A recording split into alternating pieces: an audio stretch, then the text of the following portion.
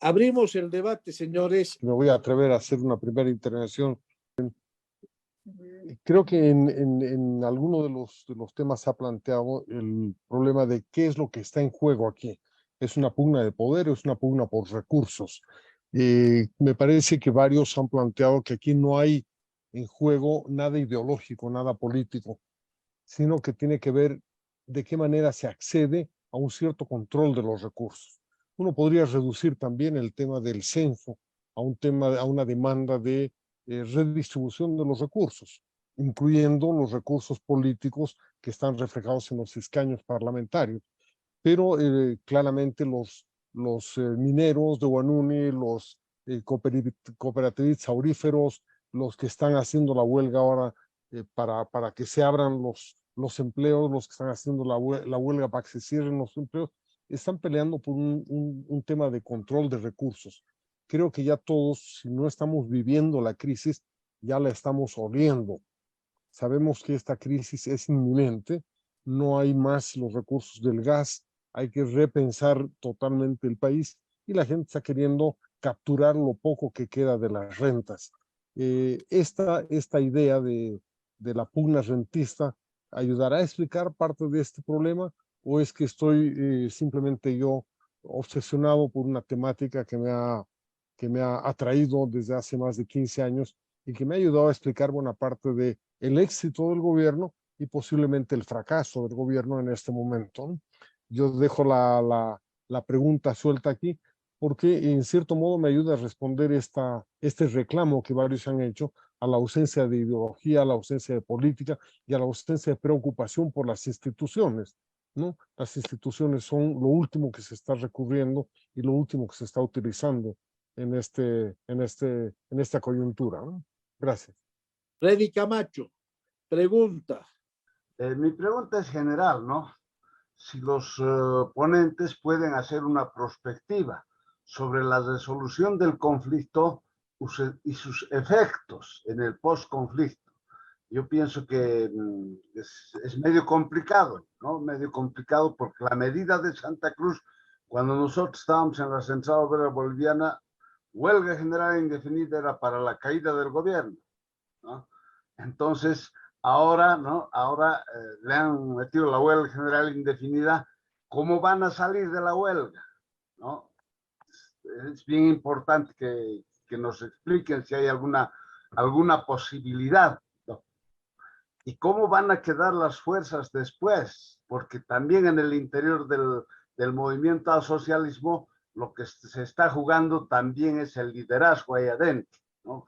Cómo traten este conflicto se va a ir de alguna manera, va a ser o a favor de Evo Morales o a favor del gobierno actual. Entonces, hay además una especie de convergencia entre lo que postula Santa Cruz y lo que quiere Evo Morales, el debilitamiento de Luis Arce Catacora. Entonces, en ese panorama, ¿cómo ven una perspectiva sobre la resolución del conflicto y sus efectos posteriores? Gracias, compañeros. Juan Luis Gantier quiere hablar. Muy interesante todo y un saludo. Ahora, con una visión más estructural, el problema que se presentaría es la lucha por la redistribución de los recursos. Y esa lucha con una visión rentista, yo estoy de acuerdo en que no puede ir por el campo institucional, por eso hay ese debilitamiento de las instituciones y difícilmente se va a discutir el problema en el Parlamento.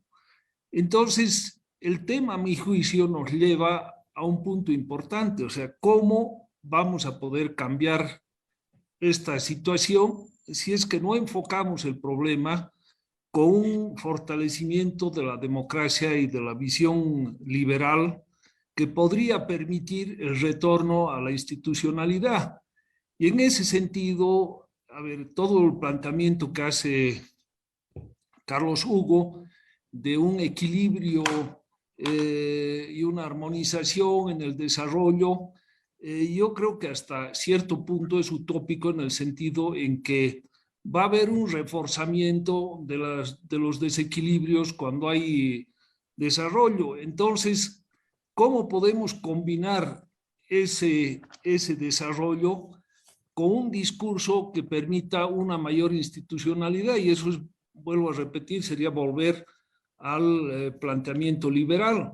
Pero ¿por qué se pierde si la dirigencia cruceña sería la que está más lúcida y que puede llevar a ese fondo, según Carlos Hugo? ¿Por qué perdemos tiempo en esta lucha cuando lo que deberíamos plantear es un discurso que pueda ser más vendible, diríamos, en el interior del país, con una visión más liberal y con un fortalecimiento de los partidos? Ese sería parte también del debate desde mi punto de vista. Tiene la Eh, palabra a Gonzalo Flores. Yo creo que desde la derrota del 21F, todo el proceso del 18 y el 19, el MAS ha entrado en un proceso de quitarse la máscara cada vez más y de, digamos, dejar claro que no le interesan las normas decadentes de la democracia burguesa occidental. Y en estos últimos meses ya es sumamente fuerte, ¿no? Lo que está haciendo ahora de negarse a cumplir la ley con el tema del censo, de apoyar a una fracción ilegal en los productores de coca para que tengan su propia tienda de coca, ¿no? Esto de las cooperativas mineras que describió Horst tan claramente. Es decir, es una cosa de nos quitamos la máscara y vámonos las caras. ¿Qué es lo que queremos realmente? ¿No?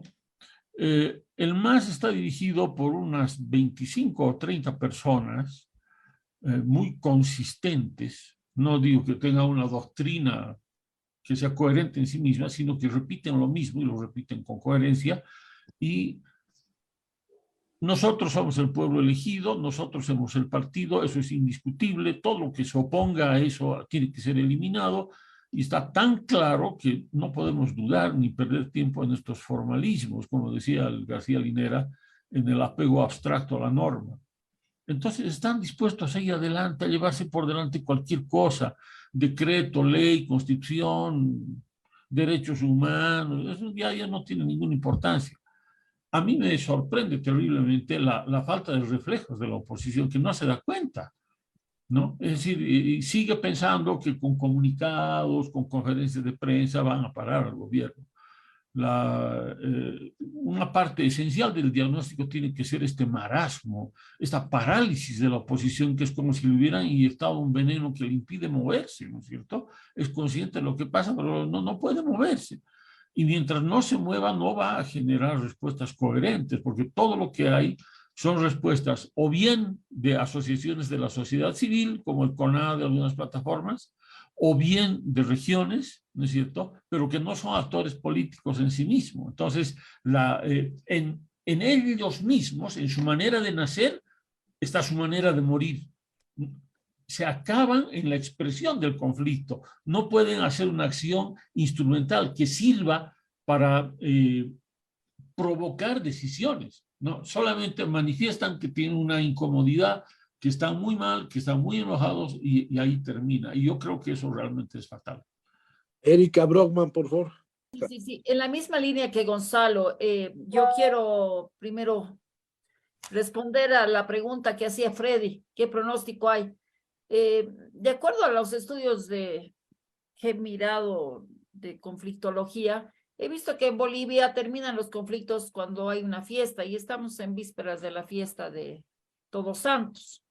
Entonces, esa es una costumbre. Eso no quiere decir que resuelvan los problemas, los postergamos nada más, pero no deja de ser parte de la cultura política, y parte de esa cultura política frente al conflicto hace que no entiendan que la buena gestión de conflictos es cuando uno termina cediendo de ambas partes. Es probable que se ceda octubre o noviembre del 23, si es que los duros no ganan del MAS, pero cada uno va a echar agua a su molino. Unos van a decir ganamos y los otros van a decir que ganamos, o sea, se van a sentir ganadores ambos. Pero siempre el gobierno y el MAS dispara con Exocet, mientras nosotros estamos disparando con regaderas de niños, ¿no? O sea, con arcabuz. Entonces, Aparte de ello, sí, entiendo que para ellos la política es una cuestión de guerra. Y yo no dudo que hay quienes están alucinando en este momento y así hacen de Santa Cruz un teatro de operaciones de guerra. Y hay toda una línea quintanista, yo no le digo Quintana en sí mismo porque no hay que darle tanto mérito, pero sí existe una visión guerrerista que está muy bien instalada en las bases del MAS. Entonces, esto hay que tomarlo en cuenta. Ahora, ¿qué hacen las fuerzas democráticas frente a ello? Esa es la gran interrogante, porque en estos conflictos pocos son los actores políticos de las oposiciones que ganan o acumulan poder. Lo hemos visto en el TIGNIS, esa era una torre de Babel. Hoy día vemos las plataformas, tenemos desde la extrema izquierda que acusa al gobierno de neoliberal hasta la extrema derecha que dice otras cosas. Entonces, yo siento que lo que falta es una gran conducción política, hay una gran desinformación, estamos escuchándonos a nosotros mismos y hay que descentrarnos de las hipótesis que teníamos antes, de alguna manera, descentrarnos para ver en qué medida podemos hacer de las reglas del juego, no solamente el único referente, sino la decencia que dice que es la buena fe, que es parte de la cultura política de la democracia. Gracias. Carlos Hugo. Aquí se han dicho cosas bien pesadas y es bueno que se anoten para el próximo debate, Roberto. Guerra civil y separatismo. En ambos casos, la única solución posible es el uso de la fuerza.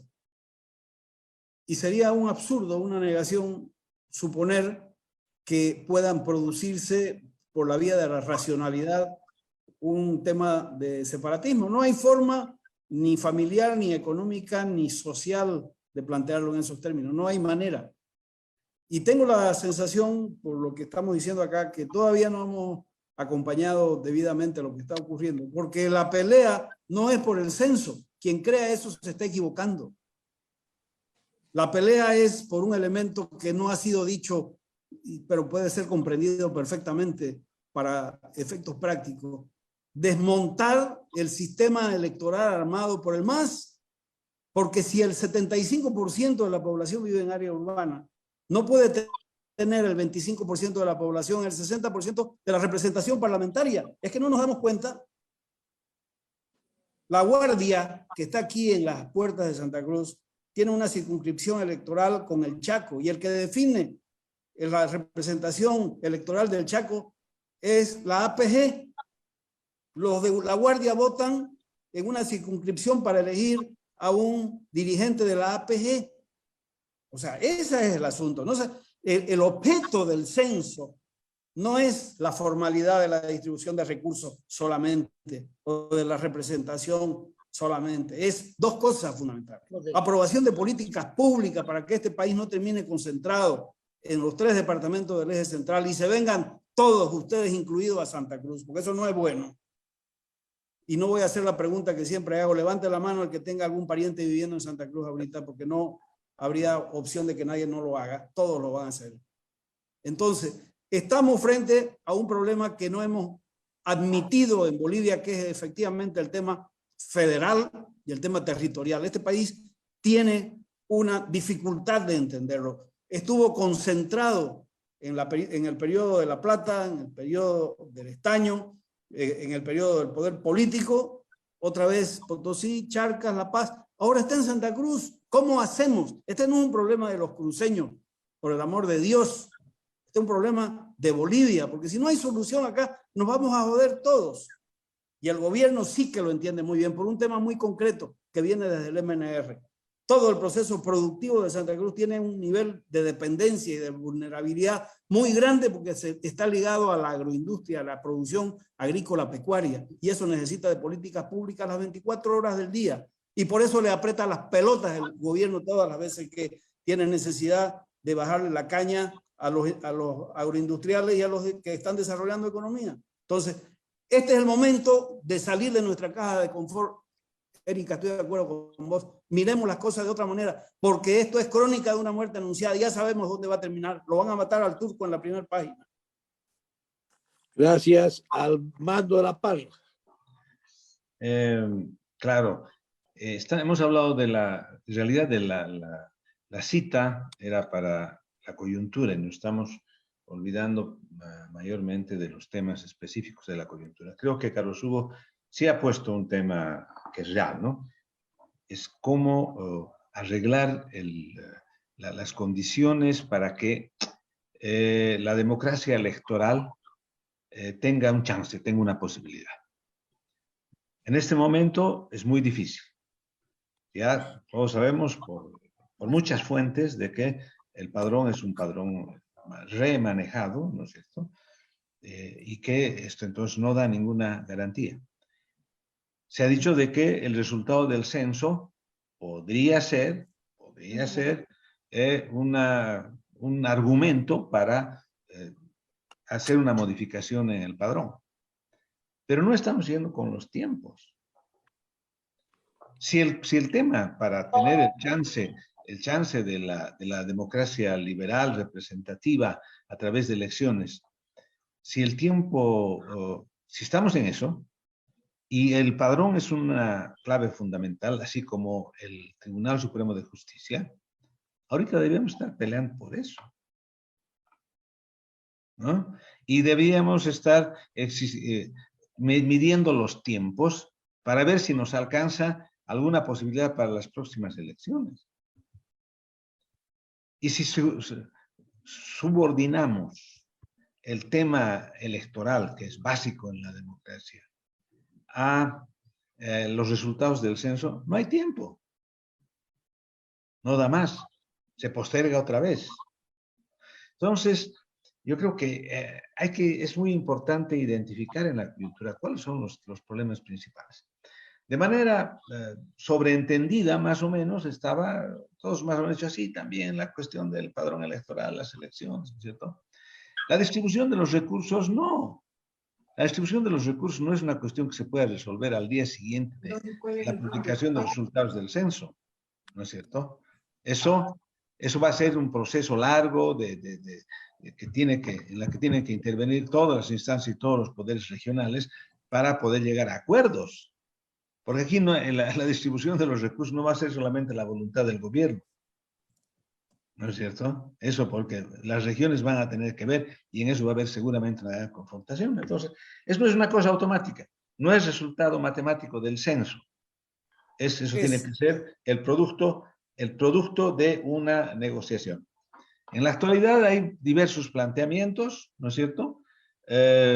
50% para las regiones y 50% para el gobierno central. Es el único planteamiento que se ha puesto específico. Pero cuando el 50% de las regiones, a todas también proporcionalmente a su población, ahí claro, vamos a ver dónde se va a quedar lo grueso, ¿no? Y eso las regiones no van a aceptar de muy buena gana ni muy rápidamente, ¿no? Entonces, eso tiene que ser más bien el famoso pacto fiscal, tiene que ser el producto de un proceso de negociación muy serio y con enorme voluntad política. En este momento no sé si va a haber la voluntad política para llegar rápidamente a la solución en eso, ¿no? ¿Por qué? Porque hay intereses contradictorios en el país. Hay intereses contradictorios, es así. Y la política de visión nacional es la única que puede encontrar conciliación en esos intereses contradictorios. Gracias, Carlos Hugo. Sí, dos cosas, Armando. No es cierto lo que estás diciendo. Por la participación popular, la distribución es al día siguiente que se conozcan los números. Es una redistribución sobre la base de población. Y el pacto fiscal es otra cosa totalmente distinto. Y el tema es que se ha demostrado hoy día con la propuesta, el problema es que no estamos acompañando lo que está ocurriendo, que los tiempos son perfectamente posibles. Eso es lo que se le está tratando de arrancar al gobierno, que se haga el censo en un periodo en el que sea posible incorporar todo lo demás, porque es perfectamente posible. El proceso electoral visto de atrás hacia adelante, de octubre del año 25, necesita 6 meses para hacerse operativo. Y nos queda 1 año y medio potencial para resolver. 6 meses con nuevo padrón. No, para poner en práctica el censo. Por eso viene todo lo anterior. Cuando se arma una ruta crítica al revés, se ponen los plazos. Eso es lo que se ha hecho. Armando, calza perfectamente. Si el censo se hace, el plazo máximo que se ha logrado, se ha analizado, es el mes de marzo del próximo año. Si se hace hasta el mes de marzo, los tiempos calzan perfectamente con la historia anterior de todos los procesos que se han realizado. Solo una cosa, aclárame, Carlos Hugo, este calendario incluye la posibilidad de un nuevo padrón electoral.